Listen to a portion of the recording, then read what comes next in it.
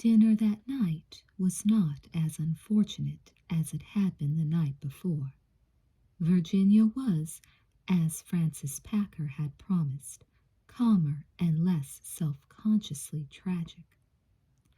Walter did not have to carve, and so divided his attention between his appetite and his role as host with some ease, while Frances tended the table and the gaps in the conversation.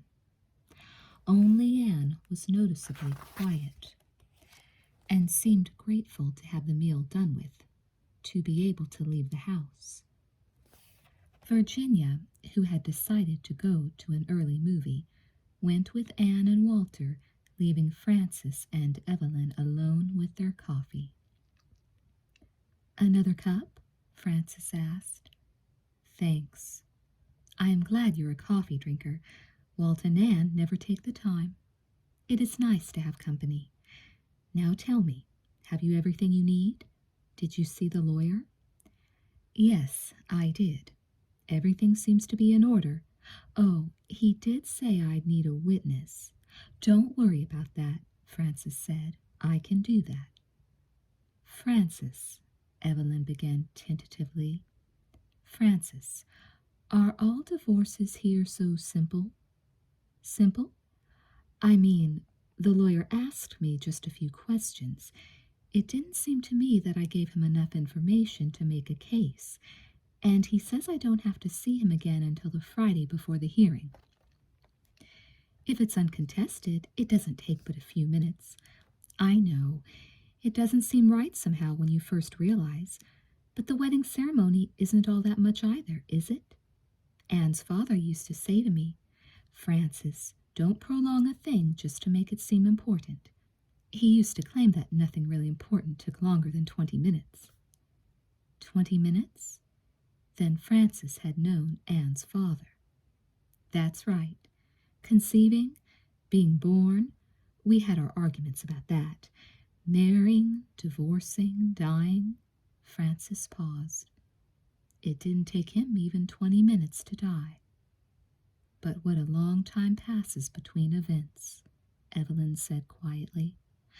Ah, and that's what a woman knows, time. Nothing takes us really by surprise, does it? No, Evelyn said. I don't suppose so, really. But she was out of her depth now. Whenever there were generalizations about women, Evelyn weighed herself against them and found herself insubstantial, and talking in the kind of generality that threatened to expose her private living did not appeal to her. Though her curiosity had been aroused about Anne's father and the relationship that had existed between him and Frances Packer, Evelyn suppressed it. She chose, instead, to withdraw, reassured by Frances's friendliness, and therefore confident that she could spend the evening alone with her work. The desert island game Evelyn played with herself that night was only an amusement. The 4 books she had brought with her were not the ones she would have chosen, but she could make them last, like pans of rainwater in a drought, perhaps 2 weeks. The game stayed an amusement because she could go to the public library in the morning. Both her amusement and confidence were shaken a little when she walked into the library. The single room, furnished with only a few tables and perhaps 10 bookshelves, was empty except for Evelyn and a single attendant, a middle-aged woman who sat at a desk reading the want ads in the newspaper. The collection of books reminded Evelyn of college dormitory libraries, which depended on private and haphazard donations from students and on books the main library could find no use for. There was virtually no criticism, and she found only a few of the standard works she needed. But books of any kind delighted Evelyn, and she would have been tempted to spend an hour investigating and discovering the occasional hilarious or real treasure any library can produce, if she had not been uncomfortably aware of the attendant, who had begun to watch Evelyn with frank suspicion.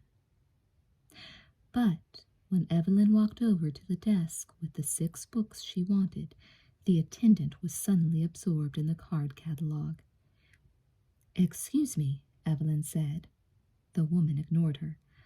"I'd like to take out these books." "Just a minute." The attendant stopped to straighten some paperbacks on display and then walked around behind the desk. "Have you got a card?" "No, I haven't." "Are you a permanent resident?" "No."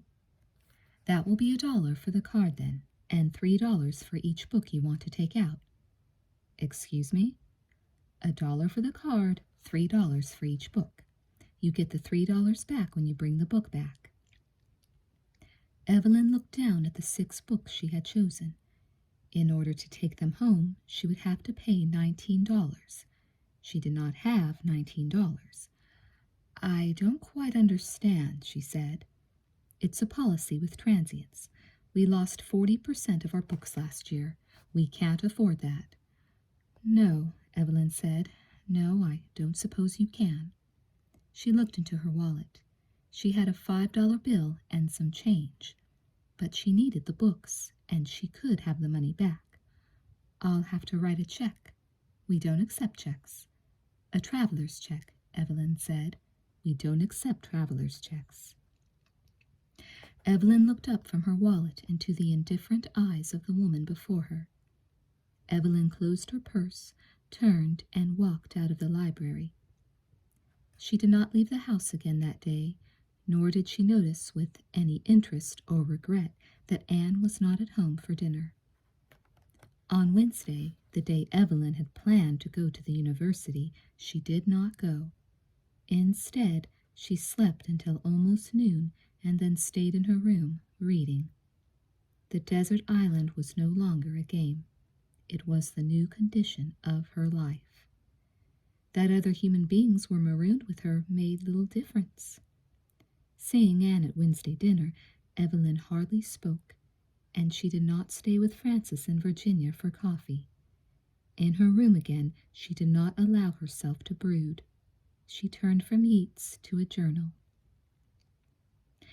At first, the passage of time, marked clearly by each recorded date, gave her half-conscious pleasure, but time in a book can pass through many days in an hour and still drag at the spirit as heavily and specifically as its own confining skeleton.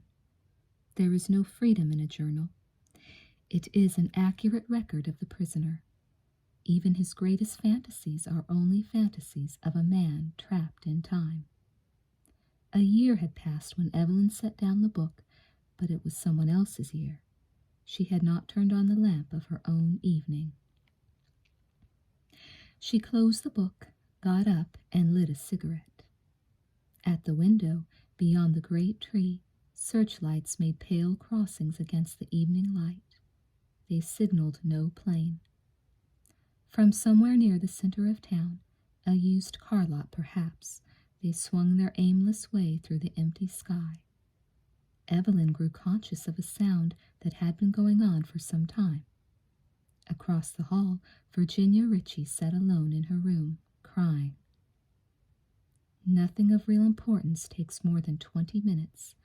Nothing but the vast unimportance of life itself, which is just this terrible waiting. Before, it had always seemed a biding of time.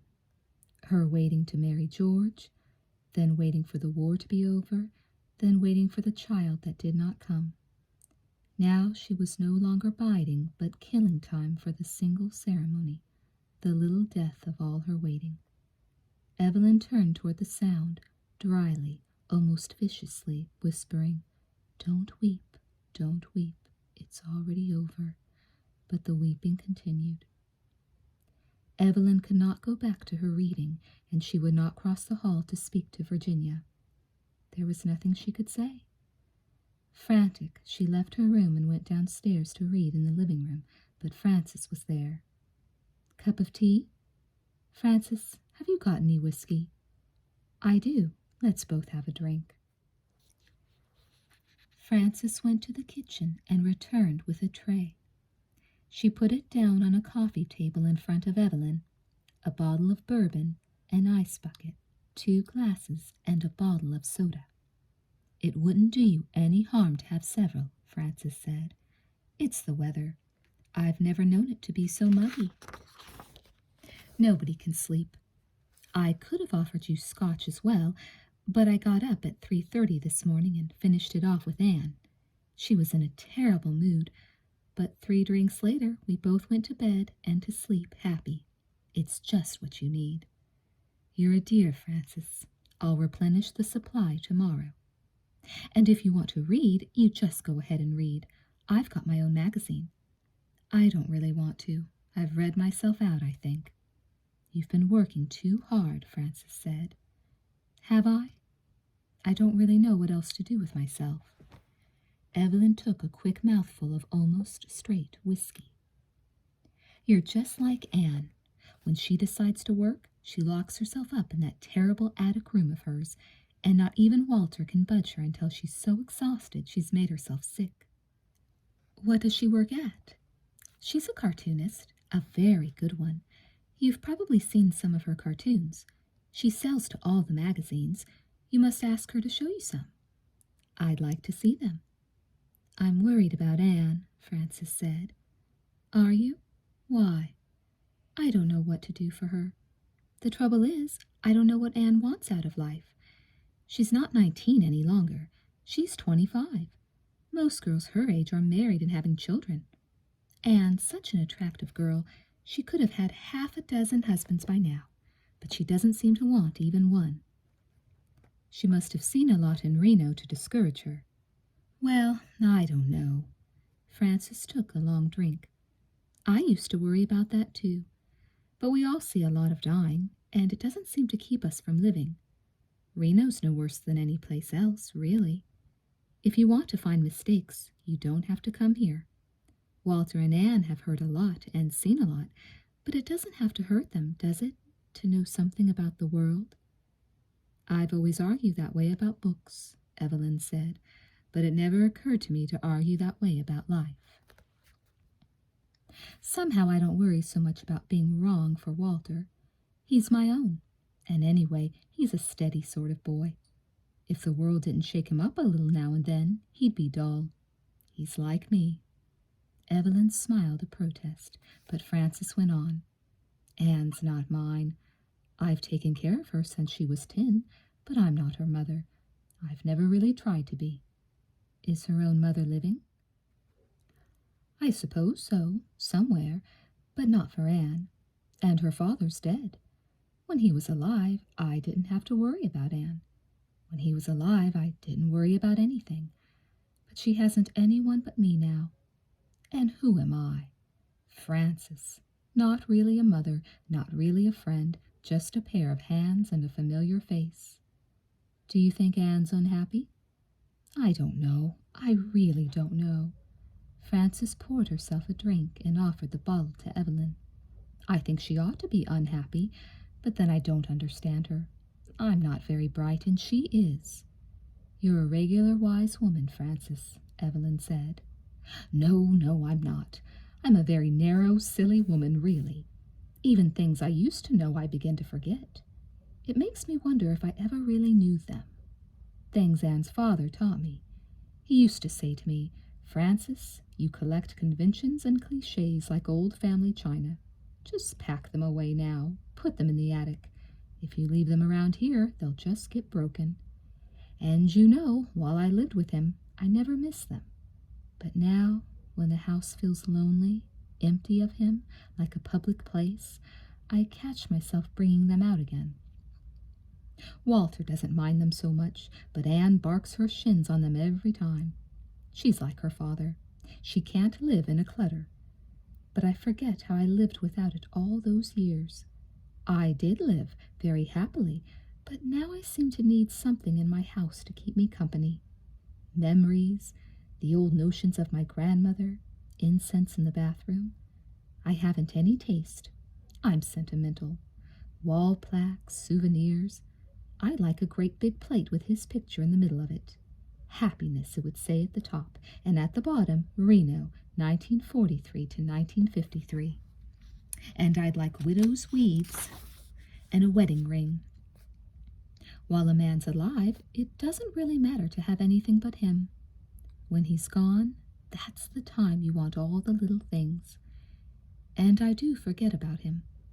Do you know I sit and plan a beautiful wedding for Anne, thinking I want it for him? He'd turn in his grave to see me. Frances smiled and shook her head. Would he? Evelyn asked. Why? Because it's not real, Frances said. One thing he taught me, one thing Reno taught me, is that conventions can be a kind of trap. But you see, I forget. I want Anne to be happy, so I want her to have a beautiful white wedding in church. And why? The only aisle I ever walked down led me to the divorce courts. The happiness I've had is 10 years of living in sin, whatever that means. But I slip back a little more each year now into a kind of respectability. I can't help it, and it doesn't matter very much for me. I've had what I wanted. I've had a love of my own. That's a beautiful song. I don't know. Thinking about a wedding is really just a way of thinking about love, isn't it? It's love I want for Anne. I don't think I really care very much how she gets it. Why does she work at Frank's club, Frances? Ask her, Frances said. I ask her and she just shrugs. She certainly doesn't need the money. I don't think it's the place for a girl like Anne. Oh, for a lark for one summer. But Anne should be some place where she meets people of her own kind. Anne's father was a lawyer. She belongs in a world like yours, Evelyn, among intelligent, creative people. Oh, she says, too, that she can get ideas there. There's no other place where she'd see so much of the world go by. And maybe she's right. But it's terrible work taking money from people. Don't you think so? I don't know much about it, Evelyn said, but the idea certainly doesn't appeal to me. Did Anne go to college? Yes, for a while. That was my fault. I talked her father into sending her down to Mills when she was 16. Didn't she like it? I think so, really, but she was too much for them. She isn't ordinary. She never has been. Her father wasn't either, and he understood her. What happened? I never really knew much about it. They wanted her to go to a psychiatrist. Anyway, she just didn't go back. She went to the University of Nevada for a while, but she was restless. There was her sketching. She sold her first cartoons when she was 19. Oh, she'll be all right. She's fine. I sometimes wonder why I worry at her so. And why do I tell you all about it? I like to hear about Anne, Evelyn said. She looks enough like you to be your daughter. I know. It's odd, isn't it? You're the sort of mother she should have had. Frances got up and poured herself a third drink. Come, have another. I think I've had plenty, Evelyn said, covering her glass. One more will do just nicely. I'll finish this first. What did you come down here for? Frances demanded. You came down to turn off your brain. Did I? All right, then, one more. Evelyn helped herself. I really feel better. So do I, Frances said. It does me good to be able to talk like that now and then. Frances's speech had begun to blur a little, as much with tiredness as with drink. Her monologue had disintegrated, and, since Evelyn could not be primed, even by alcohol, to talk about herself, the conversation grew random and halting until it dwindled into a companionable silence. Well, Evelyn said finally, you're right. I'm ready to sleep. Yes, so am I. Sleep well, Frances said, patting Evelyn's shoulder absent-mindedly. Thank you, Frances. Thank you, my dear. In bed, Evelyn felt the effects of drinking. Too much, too rapidly. She could not close her eyes. One cigarette and a poem or two would be enough to settle the room. She reached for the Yeats and turned the pages slowly. And may her bridegroom bring her to a house where all's accustomed, ceremonious, for arrogance and hatred are the wares peddled in the thoroughfares. How but in custom and in ceremony are innocence and beauty born. Ceremony's a name for the rich horn, and custom for the spreading laurel tree. Frances offered up such a prayer for Anne. This poor, guilty non-mother of a grown child burned incense in the bathroom, worshipped a great neon cross that hummed above the church door, and waited, idling among memories and wishes, to be redeemed by a dream out of the Ladies' Home Journal. Not quite fair. It was a prayer that had caught Evelyn, too. She had wanted to be rooted in some dear perpetual place. Why must sentimentality be culpable? It was Frances's ex-happiness, Mr. Childs, who had prayed this world into existence for his child. Where innocence was ignorance, where custom was the business of the thoroughfares. Iconoclast, petty devil, preaching anarchy and practicing law, he had uprooted the tree, preyed on his daughter, not for her. Evelyn closed her eyes and opened them again to restore her balance. She knew nothing about these people. Her rhetoric covered her own sense of guilt. All children suffer their parents' worlds. If she had had a child of her own, would she have done any better? Where would the child be now? She was guilty, too, not of the imagined child, but of the image of herself in Anne. They were all guilty, every man and woman who came, of the world they found. It was time she stopped pretending to be victim of it. Evelyn dreamed lines of poetry, images, woke afraid and dreamed again. She was high above the city and could see far out across the desert the great stone images as they woke and begun to move. Below her, the old men on the river bank looked up and cried out, cursing and laughing at the desert birds that figured the sky in pairs. The water had turned to blood. The mist that rose was rank and warm as steam. Evelyn climbed down through it, hurrying. She came to a wood of petrified trees and ran. Far off she could hear the child calling, "Evelyn! Evelyn!" She could not answer, but she ran on.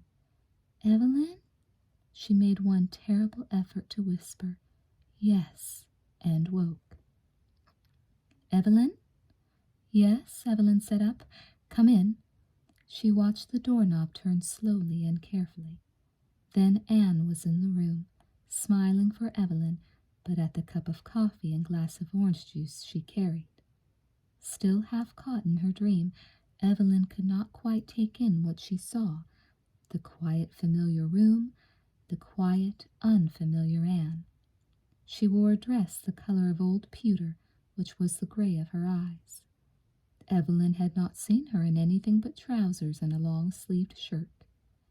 Her slim hips and long legs boyish, she had stalked the space of a room in boots.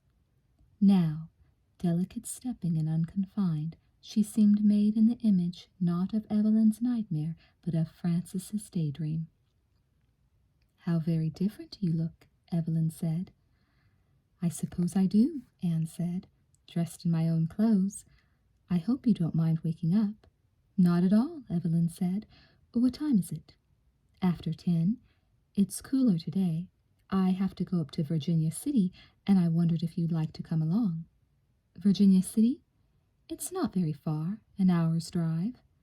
"An hour's drive," Evelyn repeated, out onto the desert she had seen and dreamed. She could not lock herself away from it. She looked up at Anne, waiting there. "I'd like to go." "Good. Can you be ready in an hour?" "Oh, 20 minutes, Evelyn said. She drank her juice and coffee as she dressed, feeling reluctant and yet relieved. The desert, a derelict gold mining town. A day in the heat both bored and frightened her. Wide awake, she could not be quite so resolute, but 2 days in the isolation of her work had made her value human company. She was through with silence and righteous indignation.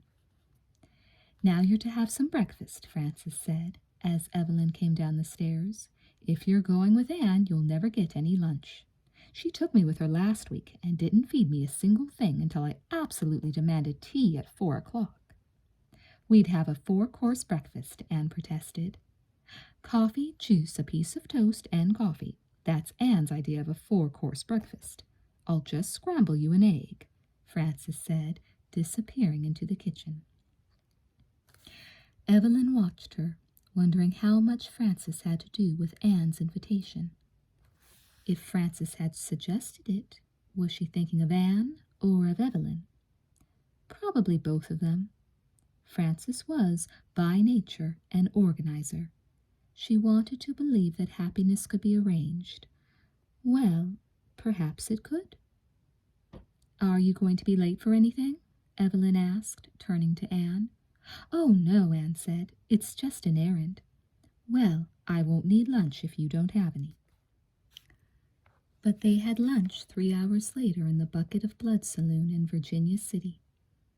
While Anne sat at the bar, drinking draft beer and waiting for their hot dogs to be cooked, Evelyn moved away to look at the rock collections at the back of the building. They had gone first to the office of the Territorial Enterprise, where Anne had delivered some sketches. Then they had called on an alcoholic antique dealer who seemed to specialize in growing plants in ancient and ornate chamber pots. Anne had bought one for a friend named Silver. Up the hill from the main street was the old opera house. They had been let into the main auditorium by an attendant who had obviously run a speakeasy during Prohibition. There among uncertain tourists, they walked across the sprung floor to the stage, where old posters and bits of scenery recalled the great performances of 80 years ago when Virginia City had been a city instead of a ghost town in thriving disrepair as it was now. Anne knew the facts and legends and talked with articulate energy to give Evelyn a real sense of the grand exploitation that had created and destroyed a way of life in fewer years than it took to forget the names of streets and barmaids. Without Anne, Evelyn would have been repelled by the shoddy self-consciousness of the second-rate relics, the pretentious commercial respect for so much colossal poor taste. But Anne's attitude, which both admitted and admired the crude extravagance, the ruthless energy, the sudden death, made Evelyn vulnerable to an interest in the place. Now, studying the samples of gold and silver ore and trying to imagine the honeycomb of mines that lay beneath the town, she felt a reckless pleasure at being in a saloon called the Bucket of Blood, about to eat a hot dog with a change apron from Frank's Club. She was neither bored nor afraid. She was having a lovely time. Evelyn turned back to Anne and saw again the curious resemblance. It was as if Anne, sitting at the bar chatting with the bartender, were a much younger, freer Evelyn, an Evelyn who had never existed at home in the world. She was a young woman no one need feel guilty of. Anne turned around and smiled. "Your hot dog's ready." "I am hungry," Evelyn admitted, taking a place beside Anne. The bartender set out mustard and relish. "I said to Anne here, I thought she brought her mother in to see us. You two sure look alike." "Yes," Evelyn said, "I think we do." After lunch, they went to the Catholic church, which was more like a religious dime store than a place of worship. Small gold crosses and rosaries were on sale at half price. While Evelyn looked at the priest's robes, woven of the local cloth of gold and silver, Anne told her a story of a fire in Virginia City. It had broken out in the mines first, fed by great draughts of air and the wooden timbers, until it burst through the earth and bloomed into a garden of flames. The men had to make a fire line across the city, blasting buildings to clear a path. The Catholic Church had been in the way. One of the mine owners had said to the priest, "Let us blast the church and I'll build you another bigger and better than anything this town has ever seen." "Blast away," the priest had said, and so they dynamited the house of God to save the city. But the miner was true to his word. He built a new church, not only of wood but of gold and gems, and here it stood now, long after the city had disappeared, an empty monument to faith as the opera house was to culture. "Is it ever used as a church?" Evelyn asked. "In the summer. Now and then the grandchild of a gold miner is married here, but it has to depend on the guilty donations of the wealthy and this sort of cut-rate simony to survive. God can't be defeated." Anne took Evelyn then to the Protestant graveyard, a wasteland of dry grass and gray stone on a little hill overlooking the shallow valley. They wandered among the graves, reading the names and dates, the simple epitaphs. "This one I've always loved," Anne said, stooping. Evelyn looked down and read aloud, "Rest, Papa, rest." "I would have put it on my father's tombstone if he hadn't insisted on a box in the crematorium. It's just like a general post office. He had no taste after death." "I'm not sure I blame him," Evelyn said. "Would you want to be buried in a place like this?" She looked about her at the barren mountains, at the weathered wooden skeleton of the town, at the desert valley with its aging heaps of yellow slag. "Yes," Anne said, "I like it here." A wind had come up, and they stood in the shadow of a mountain. Evelyn shivered. "Come on, it's time to go," Anne said, and she took Evelyn's arm to guide her back to the main path. "There's one other place I like to stop on the way down." They drove down the mountain to Geiger Point, where a few picnic tables and barbecue pits frailly furnished a landscape of outcroppings of rock and stunted trees. Here they stood together, looking down on the Washoe Valley and across to the higher mountains in the west. Evelyn tried to listen to Anne, to find each important landmark, but her imagination could not people this desert with wagon trains and Indians, which belonged to TV serials in one's own comfortable living room. It was empty, with an open emptiness that swung up at her, that dragged her down.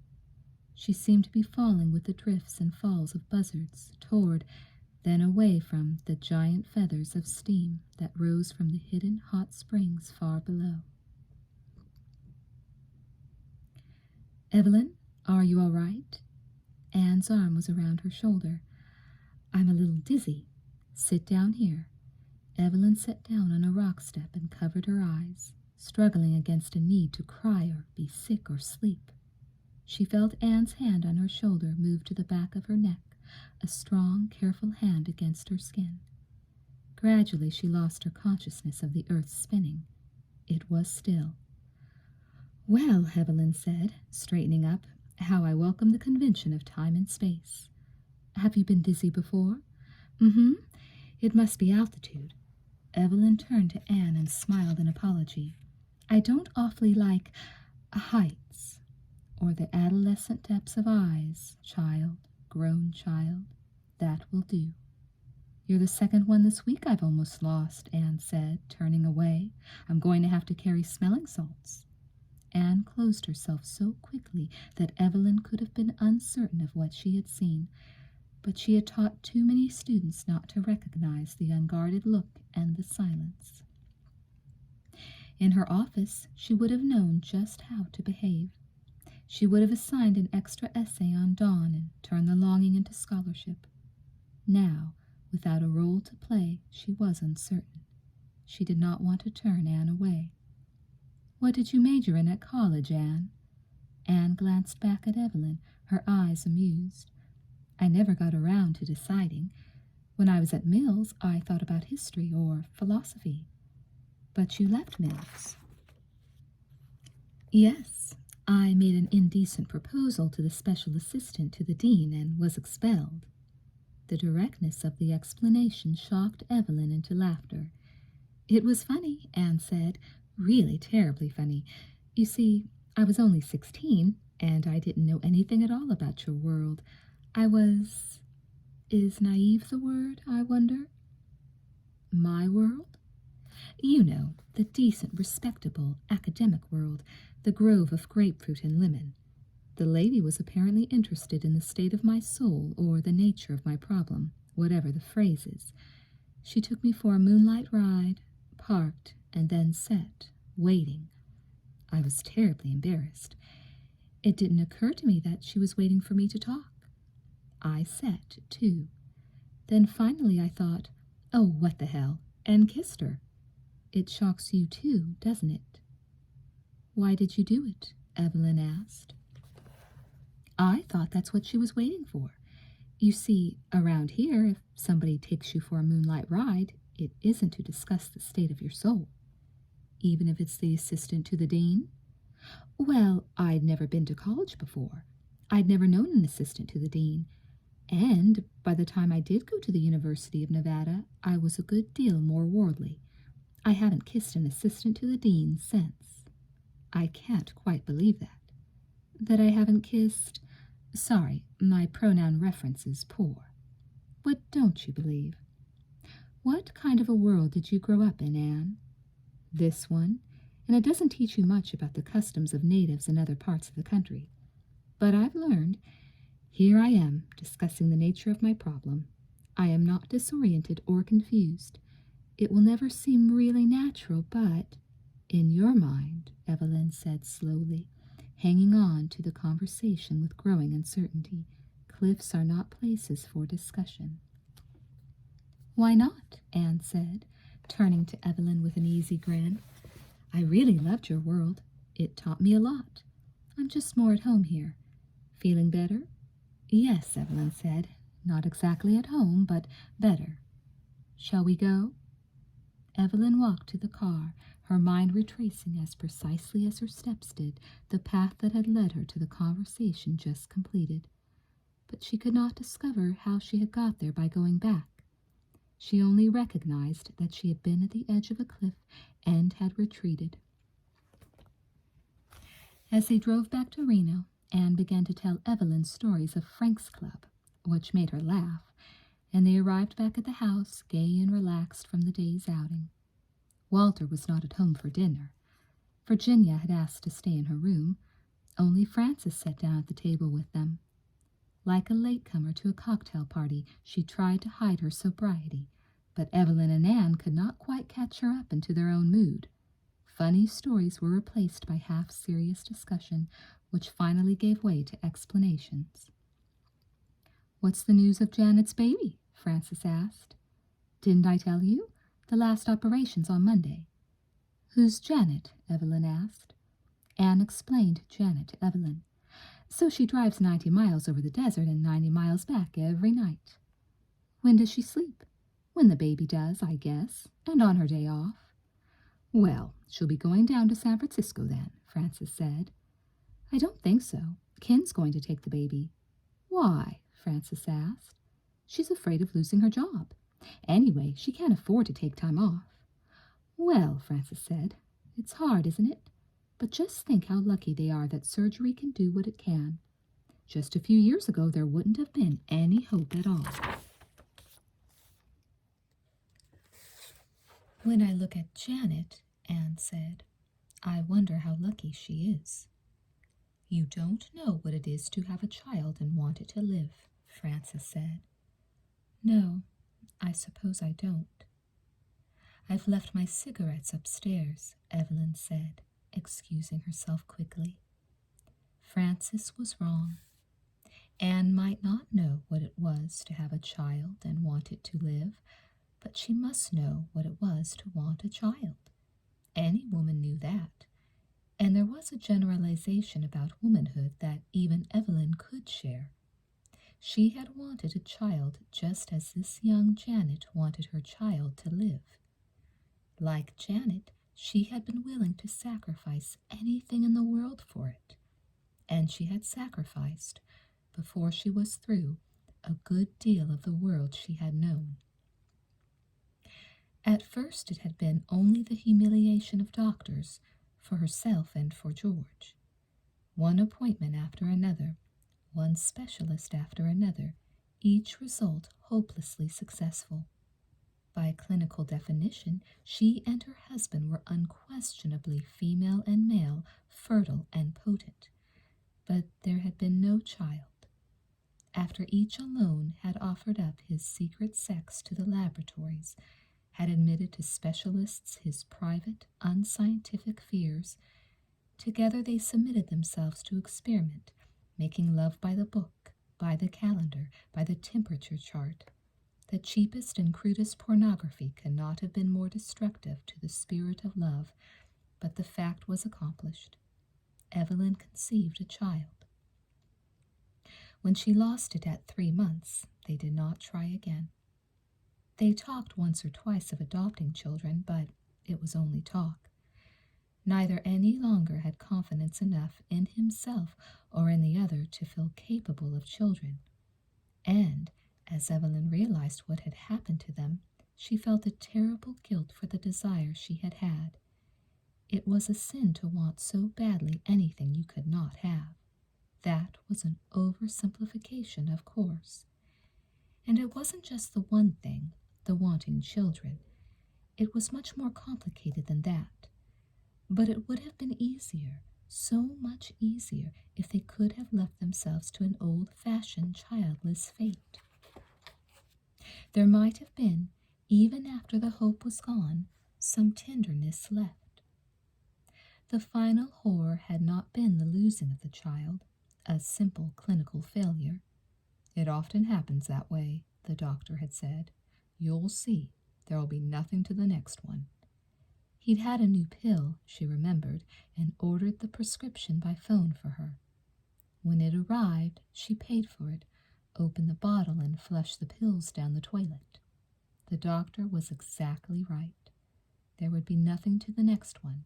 She would never again say to her husband, "Now, tonight." Frances was wrong. The doctors were wrong, and that young Janet, driving across the desert alone at night, must know that her frail, crippled living wish was wrong. Or could she know? While the child lived, could she be ungrateful? Could anyone really give up before it was over? "Evelyn?" Anne was calling up the stairs. "I'll be right there." Evelyn picked up her cigarettes. "Stay there. I'm bringing up your coffee." They met in the hall. "Frances is fixing a tray for Virginia. I thought we could have coffee in my room, and I'd show you some of my cartoons." "I'd love it," Evelyn said. "Are you all right?" "I'm fine," Evelyn said as she followed Anne up the stairs to her attic room. "Virginia really shouldn't spend so much time alone." "She wants to go home," Anne said, "back to her husband, but she doesn't know how to admit it." "Do you think she won't get her divorce?" "If she can think of a way not to. It's hard for someone like Virginia to admit she's wrong, even to herself." Anne opened the door and held it for Evelyn. It was a large room. On the far wall, under the window, was a long drawing table. Racks above it held tubes of paint, bottles of ink, brushes, pens, pencils. Shelves underneath stored paper. One sketchbook lay open before a high stool. Otherwise, it was a work area as orderly as an operating theater. But Evelyn's attention shifted almost at once from this focus of the room to the other walls. There were hundreds of books on bookshelves built to the eaves. "Look at the books!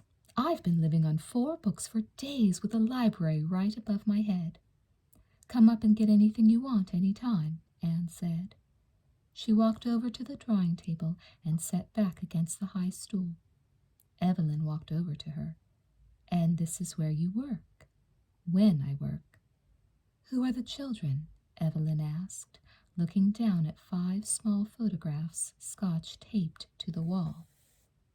"That's Kim from Korea, Ming from Hong Kong, Hung from Vietnam, Chia from Greece, and Carmela from Italy." "Isn't she a dear little girl?" Evelyn said, looking at Chia. "She's 9. She's in the 4th grade. She wants to be a teacher. Carmela isn't so practical. She's all for coming to America to be a movie star." "How did you find out about them?" Evelyn asked. "Answered an ad. They only cost $15 a month apiece." "What a wonderful thing to do."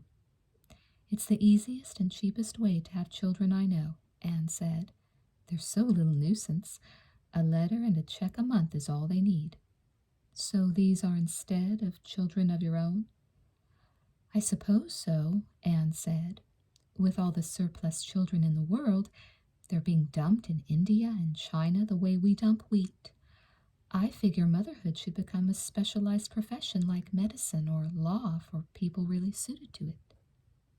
How do you decide you're not one of those? Evelyn asked. Anne, Anne! It was Frances's voice, distant but urgent. Anne was across the room before Evelyn had time to move. As Anne opened the door, her name came again, louder, almost a presence in the room. All right, Frances, I'm coming, she called. When Evelyn reached the hall, it was empty. Virginia's bedroom door was open. Virginia lay on her bed, Anne and Frances standing over her. Anne was shaking a pillow out of its case. Call the doctor, Frances, right away, Anne said, and don't get into a flap. Virginia's all right. Frances came out of the room, crying. What is it? Evelyn asked. What's the matter? She slashed her wrist. She's killed herself. For Christ's sakes, Frances, Anne yelled. Don't stand there gossiping. Call the doctor. Frances hurried off down the stairs. Evelyn did not know whether to follow her or go into the room. Evelyn, get me another pillowcase off your bed, Anne called. Evelyn did what she was told. When she got back into Virginia's room, she saw the blood for the first time. Great, purple-brown patches of it on the sheets, on the rug by the bed. Anne was finishing a rough tourniquet on Virginia's left arm. She seemed unconscious. Thanks, Anne said. Now take the top sheet and tear me strips of it. Evelyn hesitated, reluctant to uncover Virginia. Quickly, Anne said. Then get a blanket to cover her. Grab one off the closet shelf there.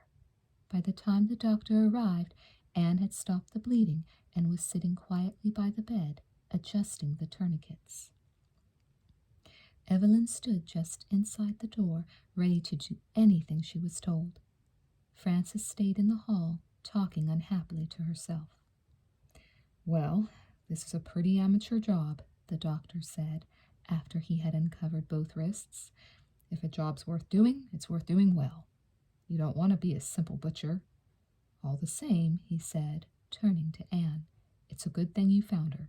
She's done a fair amount of bleeding. Virginia stirred and moaned. You go right ahead and moan, young lady, and be grateful you still can. Dave, Dave, Virginia whispered. He'll be here shortly, Anne said. Well, I'm going to wash. Is there anything you need, Doctor? No. Here's the ambulance now. Could I borrow your towel? Anne asked Evelyn. Mine are all upstairs. I'll get it. When Evelyn brought the towel to Anne, she was soaking her hands in a basin full of water. You certainly knew what you were doing, Evelyn said. Is she really going to be all right? Oh, sure, Anne said. She reached over to take the towel. She wasn't even trying, or she's ignorant. You don't slash a wrist like that. You cut it like this. Anne demonstrated with her finger across her own wrist. Evelyn, looking down, noticed for the first time the fine diagonal scar across Anne's wrist. An old attempt, Anne said, but not my own. It was an idea my father had before Frances came along. Evelyn stared at Anne, too shocked to reply. Well, now it seems to me we should give Dave Davy a ring and tell him it's time to come up to take Virginia home. Pride has only drastic ways out, doesn't it? You're angry. Yes, I'm angry. I love life. Despair always makes me angry. It's the one sin I believe in. Evelyn turned to watch the stretcher bearers carry Virginia out of her room and down the stairs, but it was not Virginia she saw. It was George. I don't quite, she said quietly. I don't quite believe in despair, whether it's a sin or not. I'd better go to the hospital with her and phone from there. From her own bedroom window, Evelyn watched Anne talking with the doctor and then getting into the ambulance. Why must she go? Why was Virginia Ritchie Anne's responsibility? because Frances had not taken it, because Walter was not home, because Evelyn herself had been no more than a reluctant sightseer all day. Frances had said, "She's not ordinary." Anne herself had wondered, ironically, if naive was the word to describe her own incredible innocence, her absurd sense of duty. Evelyn was seeing again, in fact, what she did not believe. Anne, marked on both wrists by her father's death wish, wandered among ruins and graves, looked out across the desolation of desert as her inheritance, and loved life. How? With a confusion of humor, tenderness, and rage, with aggression, reluctance, and generosity. Any special assistant to the dean would certainly recommend a psychiatrist. Evelyn herself, from behind her desk, would have no other choice. As the ambulance door shut, Evelyn wanted to call out, "Anne, wait, I'll go," but it was too late. Evelyn turned from the window, ashamed. There was something she could do. She could face the simple physical unpleasantness of Virginia's room. It must be cleaned up. And there was Frances. She could comfort Frances. Anne would not be long. Chapter 4. Anne did not go back to the house. Instead, she asked Dr. Reisman to drop her off at the center of town. "It's late, Anne." "Not for me." "Where's Bill tonight?" "I don't know," Anne said. "I don't see him much anymore." "Oh?" "No sympathy required." "For you, you mean?" Anne did not answer. "Anne, when are you going to leave that house?" "I don't know. Is there any reason why I should leave?" "Things like tonight seem to me reason enough." "You think changing an address can change the world?" "In a way. At least you could choose the kind of trouble you get into." "Oh, come," Anne said. "I have a choice now, as far as anyone does." 4 years ago I told you I know and I am free. You're not. You're as tied to your father's memory as you were to him. That's not true." "It is. Why aren't you seeing Bill?" "Because I am free. Because I want to stay free." "Because you don't want to let any other man have the right to your life that your father had." "Something like that," Anne said. "All men aren't your father." "No? Well, it's kind of you to take such a fatherly interest." Dr. Reisman glanced over at Anne and smiled. "Let me take you home." "No." Anne opened the door before the car had come to a full stop. She no more than nodded good night to the doctor. A blunt, good man with an oversimplified sense of psychological history, he had always irritated her. Of course she missed her father. She missed him because he had borne down on her like a weight of gravity, had given her substance, had caged her in the knowledge of her own flesh. While he lived, her world was the prison of his need. She missed him now with a relief that used to seem almost a kind of madness. It was not simple, missing with joy the weight of earth. It was not simple, love freewheeling over fear of earth. She was not tied to his memory. If she had been apprenticed to her father's need, she was now at least a journeyman and could choose the need she served. It was her own. There was no one she knew in the employees' lounge. Idly, she read notices on the bulletin board, most of them orders from the management to the employees, always a dyspeptic paraphrase of the golden rule set out in large type among the bits of gambling jargon. The admonishments, Anne called them. She turned away from the board and saw 2 children standing quietly by the matron of the movies, an ample, tired grandmother of a woman whose job it was to accept, send to the free movies, and return children to their parents. The last movie ended at 11. It was now after 12. Because the employees' lounge was always crowded, the children were not allowed to sit down to wait for their truant parents. They had to stand, as these two did until they were claimed. The boy was younger, perhaps 7. He had been crying. The girl was 9. She might have comforted her brother if her own humiliation had not closed her off from his fear. She stared straight ahead of her at the door. Anne walked over to the matron. "Every night, every single night it happens. I should have been home an hour ago." "You'll get your overtime," Anne said. "What about my sleep?" The boy looked at Anne. The girl refused to listen. "Are you hungry? Would you like something to eat?" Anne asked, squatting down beside the boy. "No, thank you," the girl answered, still not looking at Anne. "My mother will be here in a minute." "How about a Coke?" "No, thank you." Anne looked at the boy. "How about you?" "He doesn't want any either." "If she doesn't turn up in 15 minutes, the matron said, "I'm calling the police." The little boy began to cry again. The little girl stared at the door. "It's all right," Anne said, putting an arm around the boy. "It's all right. She's just tired and grumpy." But in 15 minutes, the matron would call the police if they hadn't already come of their own accord. Rarely a night passed that a child or two weren't taken to the hospital to sleep. Before the free movie was instituted, the police found children locked in cars. In the summer, it wasn't so bad. In the winter, the children were a real trial to the law. "Say, why don't we do something while we wait?" Anne said. "Do you like to draw?" The little boy shook his head. The little girl did not respond. "I do. Shall I draw you a picture?" "What kind of a picture shall I draw?" Anne helped herself to the matron's pencil and looked around for a piece of paper. "What's your favorite animal?" Anne looked down at the children. "Horse, dog, cat?" "Dog," the little boy said softly. "Do you have a dog?" The little boy nodded. "What's his name?" The little boy turned away from Anne as a tall, well-dressed young woman came into the room. He cried out and ran to her. The little girl did not move.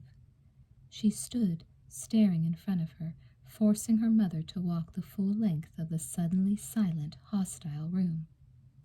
"Now stop making a fuss, Tommy. Stop it," the mother said in a loud, cheerful voice. "Come along, darling," she said to her daughter. "Don't keep Mother waiting."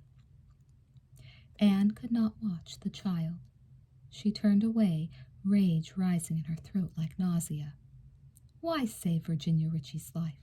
I should have slashed deeper, made a decent job of it, let life out of that house of petty horrors, the female body. Mummy loves you. Of course she does. Having opened her thighs to that faltering hero, your father, having swelled and ripened to your appalling birth, she has to love you. If she has eaten off your arm or your leg, if she has consumed you altogether, you must understand that she is nothing more than a young animal herself, ignorant, clumsy, hungry. She has needs of her own. Of course she loves you. You're one of them. I should have cut deeper. Stop it. Don't rage. She really is no more than a young animal herself, as I am, as I am. Anne walked out into the alley to the club entrance. She opened the door and let the noise beat against her nerves like 1,000 fists. The abscess of fury broke. Anne stepped up to the bar and ordered a double scotch. "I'll buy that for you." Anne looked up at the not very drunk young man who stood beside her. "Thanks, but I'm waiting for a friend." "You don't have to wait for me." "Thanks anyway." Anne put her money on the counter and took her drink away from the bar. She stood at the edge of a roulette game, letting the alcohol mute the dying fanfare of indignation in her head. At last, at the center of the noise, she was still, but anger had kept her a kind of company.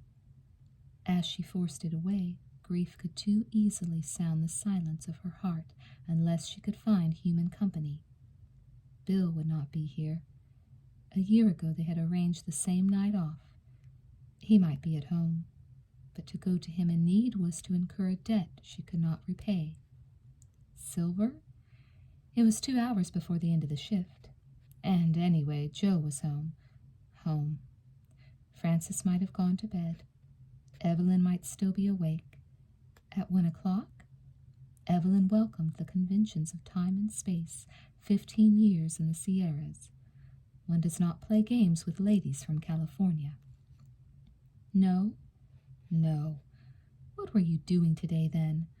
I was being kind. That little maneuver on Geiger Point as well? All right, that was a mistake. Which you won't make again? No. How will you stop? I won't go home. I won't see her. Here you are, a double scotch. It was the same young man. Are you human company? Random antidote to grief? Must I take you?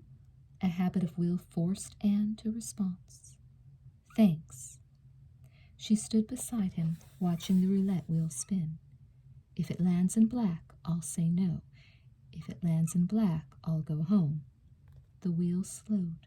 The ball swung slowly, round and round, dropped, bounced, dropped again into red. Have any money on it? No, money, Anne said. No. Had she really tied the knight to chance and lost? Of course not. Red or black, it didn't matter. She would not see Evelyn. And if you look in a mirror, I'll see myself. Will you? It doesn't matter who I see. She's in another time on another earth. Where are you from? Anne asked. Frisco. The city. Even here in Reno they called it the city. A promised land across the mountains. A promised sea, her earth. But that was years ago on a beach of cypress, sea sand, kelp. She's a wish I've outgrown. An image. My mother, myself. The wheel spun again. He put money on red. The ball swung round and round. A need I haven't got. A need I mustn't have. Evelyn is herself. The ball swung slowly, dropped into black. Damn. Everybody loses, Anne said. Red again. He stacked chips on numbers. 2. Watched, waited, 1. That will buy the drinks, he said. Shall we try for more? More? Yes, more, he said. Let's go all the way. All his simple way could not be far. Anne looked up, willing. But in the morning, when she woke and looked at the naked, dog-tagged man asleep beside her, her will broke as a dream might. She had been here before in this stale, hot motel room, the sun and orange insistence against the heavy drapes, the rattle of the cleaning wagon outside the window. She reached out to the metal circle on his chest and read his name. He slept on, secure in his identity. Anne got up quietly, dressed, and walked out into the parking area. At a public phone booth she called Silver. Little fish, do you know what time it is? Haven't a clue. 8 o'clock in the morning. Oh, where are you? The Rancho something or other motel. Where's the nearest cafe? Next door. Go have a cup of coffee. I'll pick you up in 15 minutes. Thanks. Silver, huge and haggard, arrived with a prepared list of insulting questions. Anne had been called in on Silver's own excursions often enough not to feel guilty, but she did apologize. I scared hell out of the paper boy, and his dog howled. Say you're sorry to him. Anne laughed. Now, what's the matter? Silver asked, pouring an unmeasured quantity of sugar into her coffee. I didn't have my car. I needed a ride home. I heard a rumor the other day that there's a cab company in Reno. Really? Did you hear anything about the drivers? It's not the hour, Silver said. You're just not funny. Are you really irritated? No. Sil, did you ever want to kill yourself? But I might get irritated. I'm serious. I somehow picked that up. I'm a sensitive sort. Well, did you? Christ, Anne, everybody wants to kill himself sooner or later. It isn't exactly what you'd call an unusual experience. Isn't it? I've never wanted to. Never, ever. What have you been doing in the last 24 hours? I went up to Virginia City yesterday. Alone? No, I took Evelyn Hall. That's the mother figure of the moment, isn't it? What do you mean, of the moment? Haven't you ever noticed that you have a thing about women? What kind of a thing? Oh, go to hell. I'll charge you $25 an hour when I decide to tell you who you are. It's a funny thing, Anne said. Dr. Reisman, that bastard, has me all figured out as well. Only his theory is that I have a thing about men. Clever. I wonder if he's ever met a woman who didn't. There's something about figuring people out and summing them up that I don't like. You find out who somebody is in order to cure him. I haven't the least desire to be cured. So you're sick, so sick you want to live. Silver finished her coffee. Then what did you do? Well, we went home for dinner, and then I took Evelyn up to my room to see some cartoons. Now we're getting to it. But Virginia Ritchie chose just that moment to slash her wrists. Jealous? Cut it out, Anne said. I'm just trying to get the picture. So I went to the hospital with her, and then, after Reisman and I had a little chat about my complexes, I stopped in at the club. I didn't see you. I didn't go upstairs. There was this guy. Just tell me one thing. Why didn't you go home to Mother? I don't know. She's, different. Sure, Silver said. Different. Don't you think some people are? This Evelyn Hall's really rocked your boat, hasn't she? Everybody rocks my boat, Anne said, grinning suddenly. There's a cartoon that will sell. Drawings never came singly. The first of these was the simple, comic sickness, passive, sexless. Then there was a man with an oar beating off mermaids. In another, a woman wore a cockeyed red cross and was helping a wounded whale into her rowboat. They were good sketches, but as Anne turned away from her drawing table to undress and to sleep, she was aware that she hadn't caught herself. She did not often have the courage to. Instead, she chose near misses to catch the breath, but not to touch the heart. Aim at the apple on Master Tell's head, not at the apple that tempted Eve. Eve's apple was her private sketchbook. In it were drawings she would not sell. They were drawings she often wished she had not made. Anne did not want to accept the view of the world she sometimes revealed to herself. Because she had named her needs and was determined to satisfy them, moral insight was a kind of despair. It involved judgment. To judge was to condemn. In Eve's apple were the portraits of the condemned, cruel, comic, tender, and different. Her mirrored insights, Anne was not sure whether they were reflections of conscience or of vanity. Anne lay down and stared at the ceiling. From the hall below, she heard Evelyn calling to Frances. Anne closed her eyes, guilty not of erotic visions, but of the ridiculous, beautiful inhibitions or desire, an infant's lust for nurse or nun, for virgin mother. Anne sat up abruptly. What would you say, doctor, if you knew that my secret sin was dressing the world in virtue? Infantilism. She lay down again, and, self-mocking, curled herself into sleep. Frances woke her several hours later with the news of David Ritchie's arrival. Where is he now? Downstairs. Has he been to the hospital? No, Frances said. I think he hopes you'll go with him. Oh, grand. I hated to wake you up, but I didn't know what else to do. Oh, well, Anne said, swinging out of bed. Sleep is only one way of passing the time of day. How is he? Very upset, I should think. And contrite? I hope so, Frances said firmly. You have an attitude for every occasion, Frances. Don't be ugly. It's 4:00 now. Get me coffee and juice. I'll have dinner downtown. Anne, where were you last night? Shacked up with a drunk from Frisco in the Rancho something or other motel? Oh, Anne. Now, be a dear, Frances, and get me some coffee. David Ritchie was dressed in his wedding suit.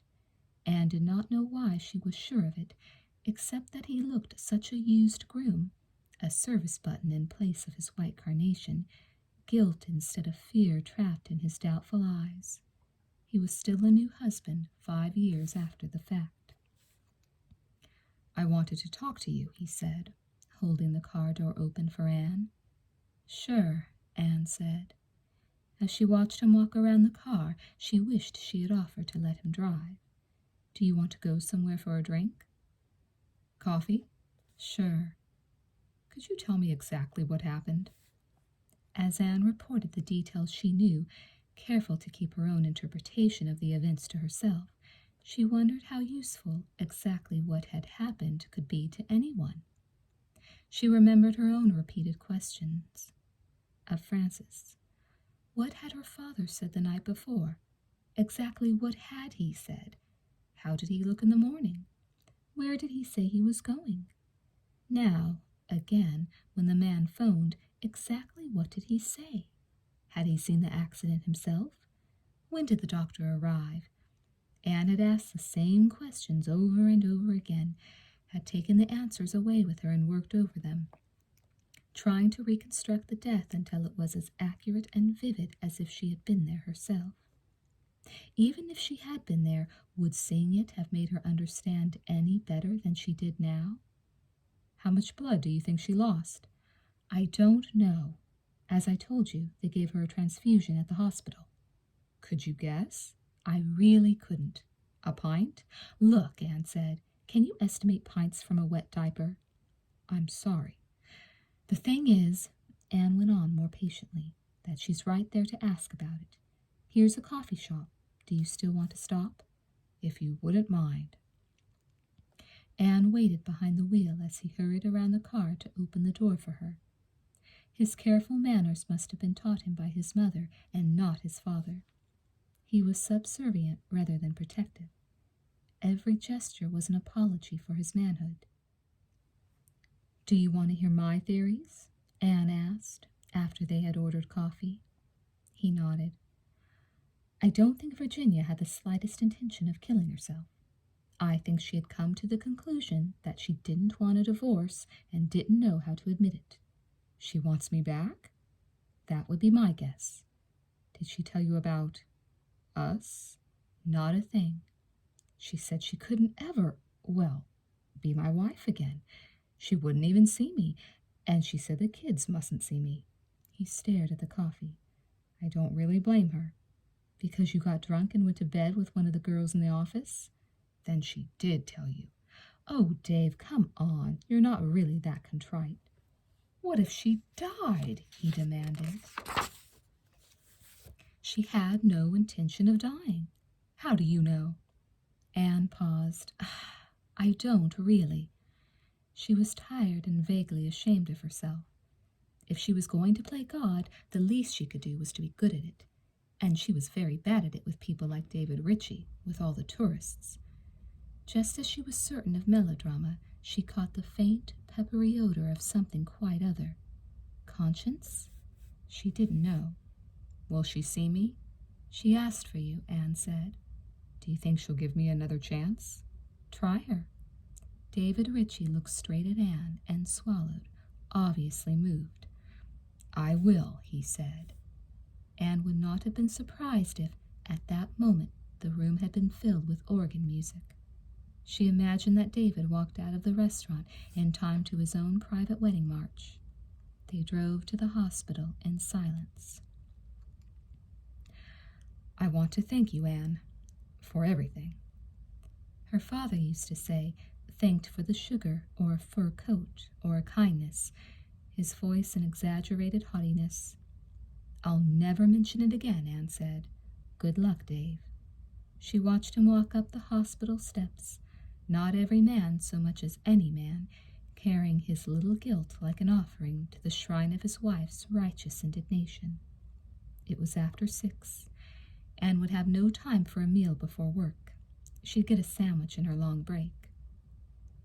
"So all stories have a happy ending," she told Silver, as they stood together at the cashier's counter, signing their IOUs. "You need to get some sleep," Silver said. "You don't have to block my view. It doesn't bother me." Silver shrugged and turned away to her station, leaving Anne to watch Joyce and Bill, who leaned together at the other end of the counter, silently looking into each other's eyes. "You want any change tonight, or has the boss got other plans for you?" the cashier asked. Bill started away from Joyce, embarrassed. Joyce turned to the cashier, bared her teeth, and then winked at Anne. Anne smiled before she turned away. "Anne?" "Yes, Bill?" "Has Silver spoken to you?"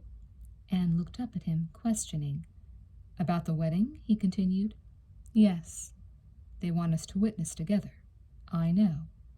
"Are you going to?" he asked. "Sure." "It's a little awkward. He hesitated. "There's nothing in the rule book about the witnesses having to be one flesh, is there?" His jaw tightened. "Bill, give up on it. It's all right. And we don't have to change the world over it. We can still go to the same weddings. Don't you ever—" "No, I don't suppose you would." "Miss you, Bill?" she wanted to ask. "Yes, I miss you." "Find it hard, Bill?" "Yes, I find it hard sometimes, but not as hard as it might have been if we'd gone on with it." "Tell Joe you'll witness. For him." "I'll think about it," Bill said. "You must have had a rough night last night," Joyce said, swinging up onto the ramp with almost professional assurance. "Don't bite the hand that feeds you, love." "What are you feeding me?" Anne grinned and turned to a customer to make change. 2 ramps away, under the wheels of an old stagecoach suspended from the ceiling, Anne saw Janet, tired at the beginning of this Friday evening, the beginning of their week. Tomorrow Ken would take the baby down to the city. Then, of course, Janet would have time to sleep, if she could sleep. The days were so very hot. Anne's own tiredness was insignificant, really. The energy she had spent was only the extra change she had found in a coat pocket at the bottom of an old purse. Janet was drawing day by day on her life's savings. "You stay on with the first relief," Anne said to Joyce, "and take your break when I get back." "You trust me?" Joyce asked. "I told you the place is full of mirrors. It's not tips I want to pocket." "I don't own him. You're welcome to him," Anne said, stepping off the ramp before Joyce had a chance to reply. "You're in a hurry," the relief said as they passed on the floor. "I haven't had any dinner," Anne said. She took off her apron quickly, put it in her locker, and then stopped at Janet's ramp on the way out. "I was wondering if you wanted to stay in town this week. We may have an empty room at my place by tomorrow. Anyway, I could put an extra bed in my room." "Oh, thanks, Anne. I don't know. There are so many things to do at home. Could I think about it? I'll talk to Ken." "Sure. I could let you know tomorrow." Janet could not stay in town. With Ken and the baby away, she needed the house. It had become her Pandora's box, the last place on earth where hope was trapped. While she waited, hope was the only company she could keep. Anne nodded to her refusal as they checked in on Saturday night. "You look awfully tired, Anne," Janet said. "It's the heat, that's all. Every summer I think I'll buy an air conditioning unit for my room. Then I never get around to it. Anyway, when I can't sleep, I sometimes get some work done." "What's the latest on Lady Suicide and Any Man?" Silver asked as she joined them. "They're flying off together into the sunset tonight," Anne said. "It's the B movies that always make me cry," Silver said. "And speaking of B movies, Bill told Joe he'd stand. Have you heard I'm going to be a bride, Janet?" "I had heard, yes. Congratulations." "According to the best books, you should congratulate Joe." "Brides are always hypersensitive," Anne said. "It's losing their maidenheads and all," Silver explained to the back Janet had turned to her. "Now what have I done?" "Nothing," Anne said. "Ken took the baby down to the city today. She's edgy, that's all." Jesus, I'm tactful. You didn't do anything, Syl. Anne looked up at the great grotesque of a woman stricken with unimportant, misplaced guilt, and wanted to laugh at and comfort her in the same moment. Come on, we'll be late. As they pushed open the doors of the casino, the cold air cracked and pounded and shrieked and moaned with the Saturday night that was going on inside. All hands had been called, the brightly shirted, white-hatted crew riding herd on the shifting crowds, their hands on the silver. Across the floor, the down escalator, like a slow-motion waterfall, fed the already flooding sea, the drain of doors clogged, backing up. Separated at once from Silver, Anne made her way through the crowd slowly, her eyes choosing paths that closed before she could follow them. Often she stood still, waiting for a way to move, then touched an elbow or shoulder or waist, carefully, gently moving the bodies of strangers out of her way. Before she reached the escalator, she had settled to the infinite patience, to the isolated peace she almost always felt in this crowd. Reality was so powerfully and presently restricted that nothing outside it had meaning.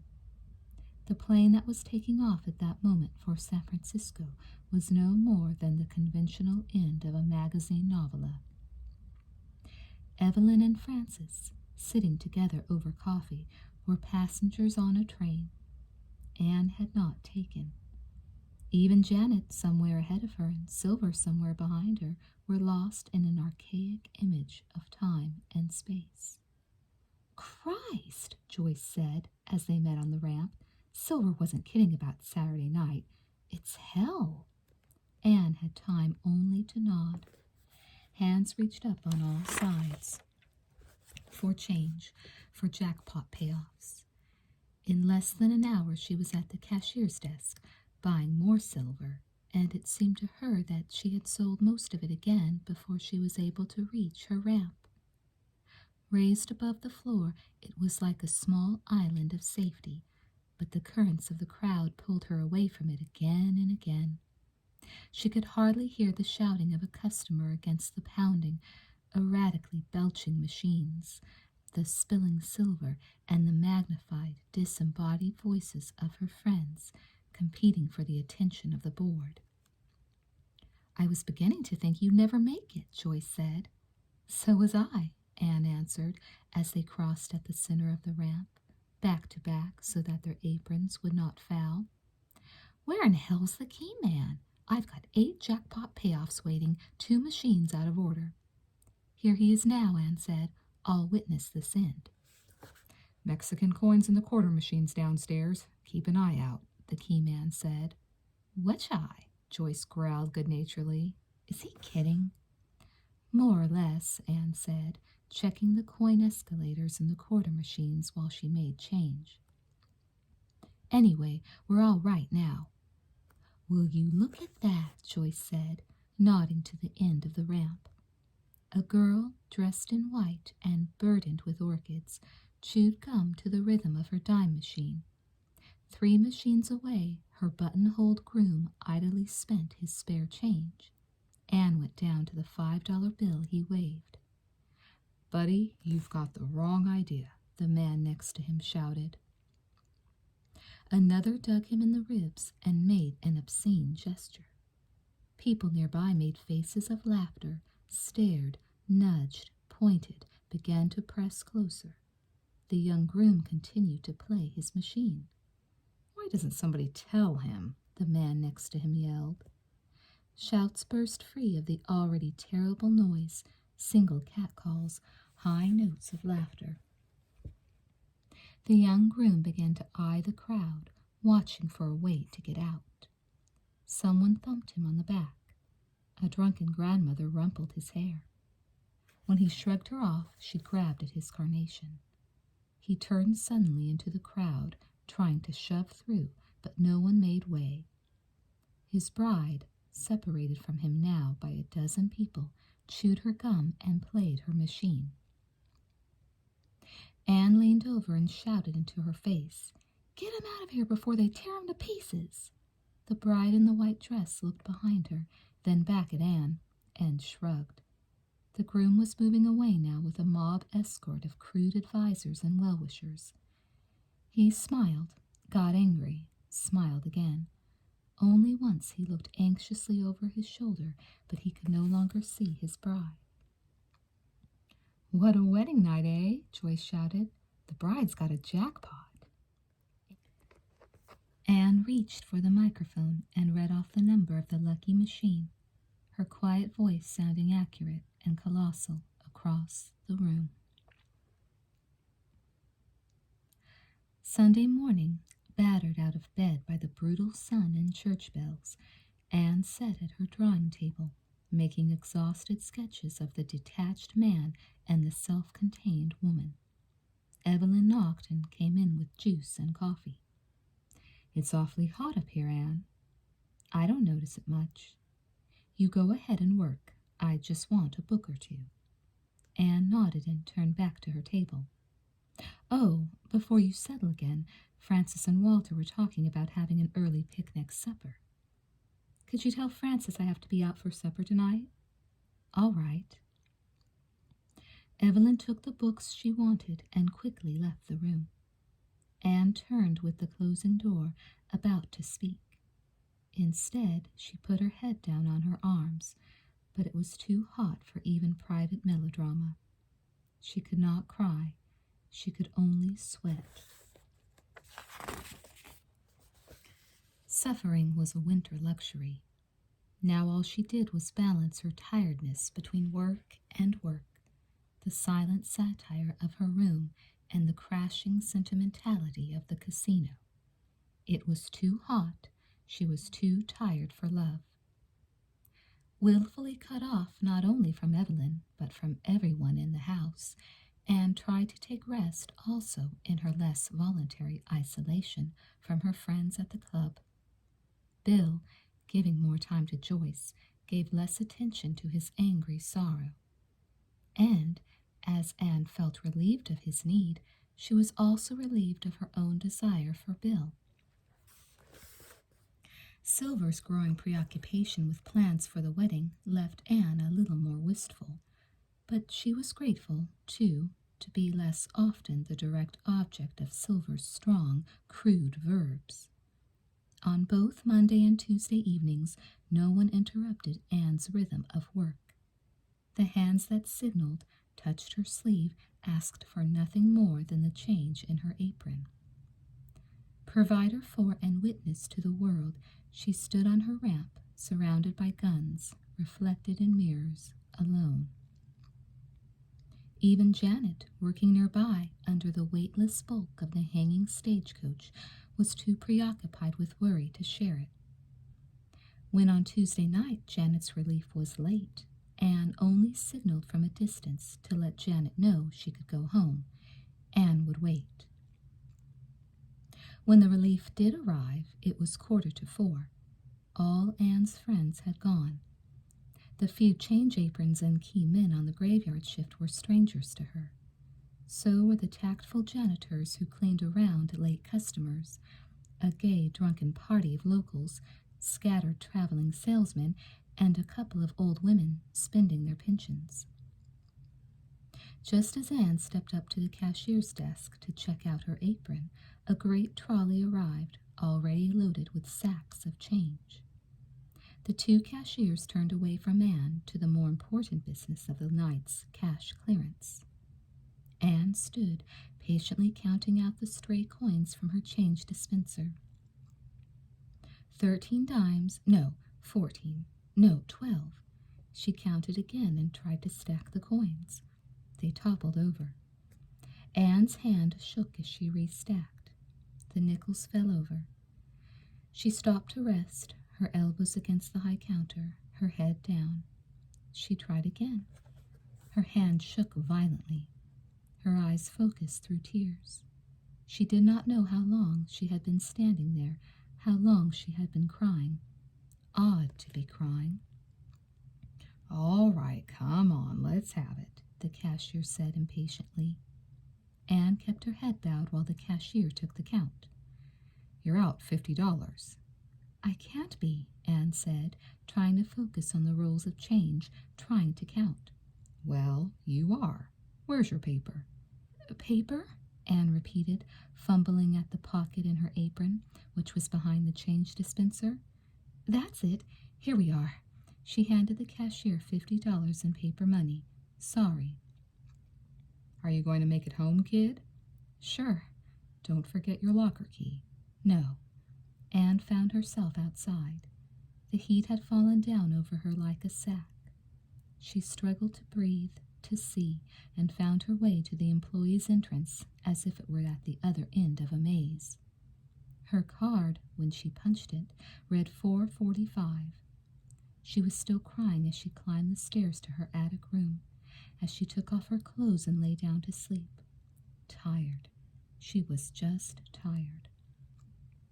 But for a long time she did not close her eyes. In the ruthless desert dawn, she still stared at the slanting ceiling and waited for the inevitable intensity of the full morning sun. Then, resigned, she slept. Anne did not get up until late afternoon on Wednesday. She went over to the table and looked at her drawings of the detached man and self-contained woman. Wryly, she scribbled down names of new characters, share bath and basement suite, all found and unfurnished.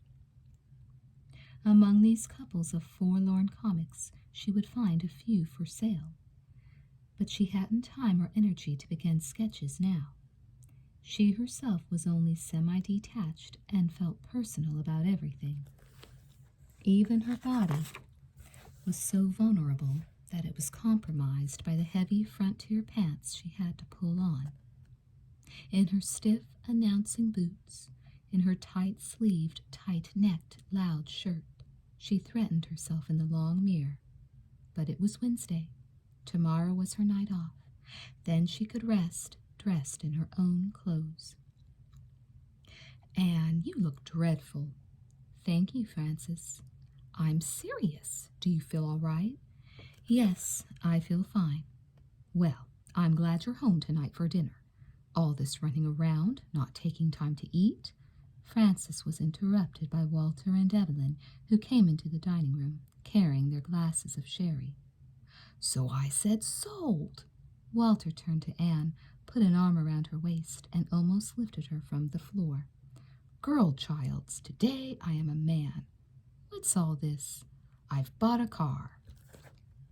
"Hold dinner, Frances. We'll go out and smear him with oil." "Isn't it a shame I've already been circumcised?" "Walter." "Sorry, Mom. Anyway, I've got wine for dinner." Walter followed Frances into the kitchen. The tones of his voice were loud and deep with pleasure, and Frances's protesting laughter was almost girlish. "He is excited," Evelyn said, smiling. "You know, he almost makes me wish I'd had a son." Anne looked up sharply. "He's very generous with his pleasure. He said he wasn't going to buy a car until next summer, but he got an awfully good buy." Anne shook her head. She wanted to disapprove, but she knew she was simply disappointed. She had liked loaning her car to Walt. She wasn't really possessive of him, was she? Obviously she must be. And now a little jealous, too? Her guilt made her angry. How long did Evelyn Hall think she had a right to stay, threatening Anne with her self-possession, her candid gentleness, her intelligence, her decency, until Anne could not eat a meal in peace, until she was driven out of her own house? Why couldn't Evelyn leave her alone? Why did Evelyn leave her alone? Anne grinned. Fatigue and irritation had not quite canceled her sense of the ridiculous. "All right, Walt," she said, as he came back into the room. "I want the full story." "You'll have it. What's more, you're going to have a demonstration. I'm going to pick it up on your way to work. Will you come with us, Evelyn?" "I'd love to." Frances declined the same invitation. She would wait for a ride until Walt and Evelyn got home. Anne struggled against tiredness and reluctance into an almost acceptable mood. For her own sake, as well as for Walter's, she did not want to be left out. She let herself be rushed through dinner, worked hard at a kind of wry gaiety, until, when the three of them got into Anne's car, she felt almost identified with the role she played. After all, she and Walter were almost brother and sister, and Evelyn, amused, serene, indulgent, was almost old enough to be their mother. They were all, at that moment, more willingly related than blood would ever have allowed them to be. But, after Anne had exclaimed, teased, taken a ride around the block, she had to leave Walter and Evelyn. Without their need for her gaiety, it died. The almost real world was not real enough. Like saccharin, its aftertaste was slightly bitter. Bill was waiting for her in the employees' lounge. "Anne, I need you on relief tonight. Would you mind?" "No, that's fine." "With Joyce on the ramp, you're the easiest one to move." "Sure, I don't mind." It was a foul job, moving from one station to another all night long, 20 minutes here, 40 minutes there. Each station had its own peculiarities. At one, the change apron did her own jackpot payoffs and had to keep a record. At another, she had to report directly to the cashier. And because each station had different numbers and kind of machines, a relief had to carry her full allotment of change, cups of silver dollars, an extra 20 rolls of nickels. If one girl was late coming back from her break, the relief had to make up the time by sacrificing her own time off. A few of the change aprons actually liked the job during the week because it broke the monotony of a slow evening. But Anne, like most of the others, preferred the set routine that freed her mind from the details of work, and tonight not only her mind, but her body was reluctant. She strapped her apron very high, carrying it like a fetus in its 7th month, careful to lift and turn the weight as if it were her own flesh, for she had to walk some distance with it, and maneuver on and off escalators, her back burning, the veins in her legs aching with the drag of 60 pounds of dead weight. The ironic emancipation of woman, martyred to nothing but her own belligerence, surely. Why did she do it? At the center of this desert industry, simple of it, she wanted to take her place, for there was no nature. The apes could not have survived. Only man could have invented a living independent of earth, related to no physical need, yet satisfying them all. Out of his own non-animal nature, he had found a weakness, a faith by which he could survive. Anne was novice to her world's only passionate belief. She moved from station to station to serve and to witness. At the 3rd, she began to lose time. Her first break, which was supposed to be 40 minutes, was only 25. When she took her apron off, the sudden loss of weight seemed to disturb the law of gravity. She felt she could step into air, up and up over the crowd like a child's balloon, not quite in control of herself. She drifted instead uncertainly into the ladies' room, where she asked the attendant to order her an illegal drink. Then she locked herself into one of the cubicles and sat down with her whiskey. The door next to her banged shut, and Anne stared at the pigeon-toed feet of a woman who began vomiting noisily. Anne was due at her next station in 5 minutes. She took the escalator to the 2nd floor, took an elevator from there to the 4th floor, which was the nightclub, where the band had always just stopped playing, where the floor show was always just about to begin. Anne nodded to the girl she was to relieve and took her place close to the crap table. The wife wanted a silver tea set sort of thing. So, when I was in the city, I thought, why the hell not? Do you know how much the goddamn things cost? The speaker paused to watch his chips swept off the table. He placed new bets. $1,500. I was wild. I told the salesgirl, shit, it's cheaper to buy a new wife. Watch your language, sir, the dealer said quietly. Watch your own, the man answered, but good-naturedly. What do you think you're running, a Sunday school? Yes, sir, and taking up a collection, the dealer said, sweeping the board clean again. Anne did not like the fourth floor. She was glad, at the end of half an hour, to step back into the waiting elevator. A sign at the back read, "Thank you. You may have helped put a student through the University of Nevada, Frank's Club Scholarship Fund." Anne looked over at the elevator girl, who stared at the closed door not 6 inches from her face. She had an aging, well-powdered black eye. 2 young men stepped into the elevator when it stopped at the 3rd floor. "I told you to watch it," the first said. "All these places are run by a bunch of crooks." "Jesus, $50, the other said. "2? "Main floor," Anne said. As she reached her assigned ramp and signaled the girl on duty, she felt a hand on her arm. It was Jerry, the main floor boss. "Anne, take a look over there, will you?" Anne looked towards the roulette table he had indicated, saw the crowd, and recognized the standard symptoms of luck. Someone at the table must be betting heavily, winning enough to collect riders. "Is that guy Janet Hurl's husband?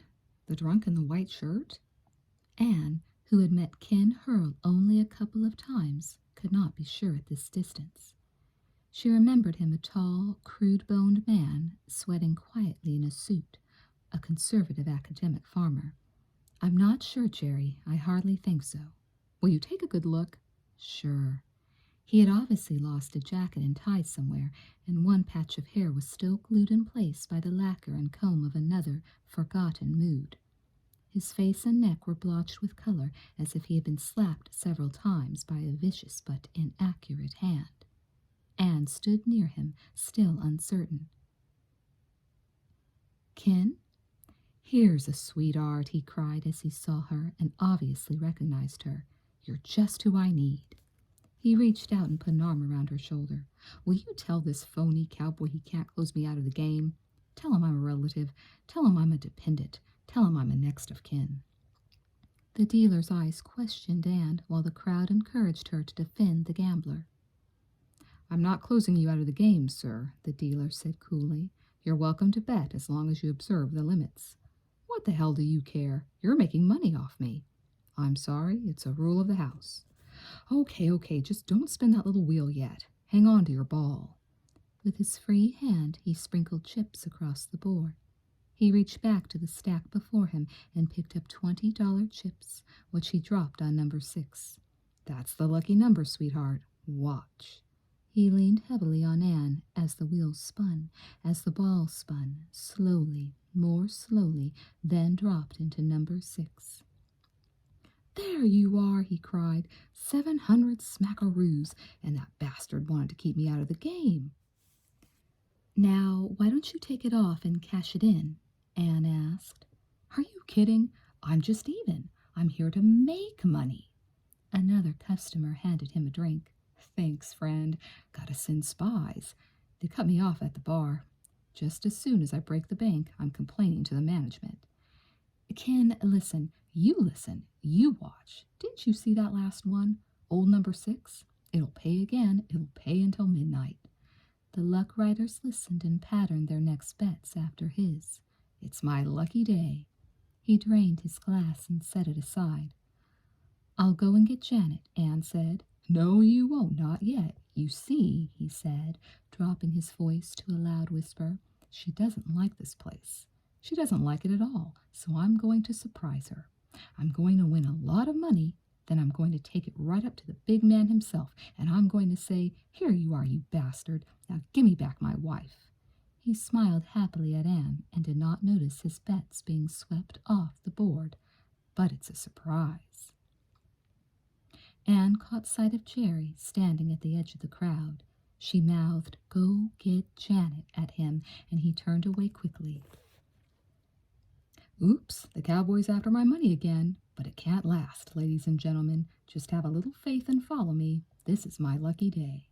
He no longer placed his chips. They fell from his hand. In 3 turns of the wheel, he had only $20 chips left in front of him.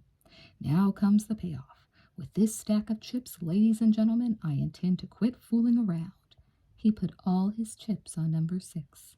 "Black 6 of August has to win." "Ken!" He raised his head from where it rested against Anne's hair and focused dimly on his wife. Bill and Jerry stood right behind her. "Shh, honey, shh. Ken!" Janet took hold of his arm. "Oh, Christ," he said, as the ball dropped into number 7. "It's past midnight after all. That's the only trouble.